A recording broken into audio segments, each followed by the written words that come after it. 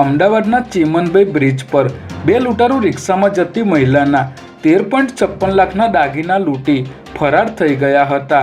જેમાં ભત્રીજીના લગ્ન હોવાથી મુંબઈથી દાગીના બનાવીને પરત ફરતી વખતે ફરિયાદી કાલુપુર રેલવે સ્ટેશનથી રિક્ષામાં બેઠા હતા ત્યારે રિક્ષા ચીમનભાઈ બ્રિજની વચ્ચે પહોંચી તે સમયે એક્ટિવા ઉપર આવેલા બે લૂંટારૂ મહિલાએ ખોળામાં મૂકેલું ₹13.56 લાખની મત્તા ભરેલું પર્સ લૂંટીને ફરાર થઈ ગયા હતા। આ અંગે રાણીપ પોલીસે લૂંટનો ગુનો નોંધી સીસીટીવી ફૂટેજના આધારે તપાસ શરૂ કરી છે।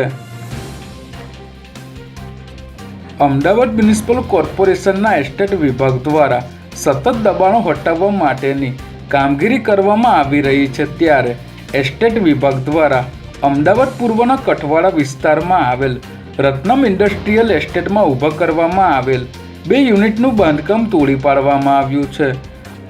અહીં એક યુનિટનું 1743 ચોરસ ફૂટનું બાંધકામ તોડી 20,000 રૂપિયાનો ચાર્જ વસૂલવામાં આવ્યો હતો, જ્યારે અન્ય એક શેડમાં પણ 3 યુનિટનું બાંધકામ તોડી 30,000 રૂપિયાનો ચાર્જ વસૂલ કરવામાં આવ્યો હતો।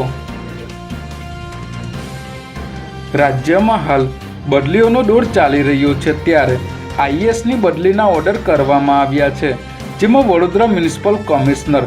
પાટણ અને મહીસાગરના કલેક્ટર સહિત 16 આઈએએસ અધિકારીઓની બદલી કરવામાં આવી છે,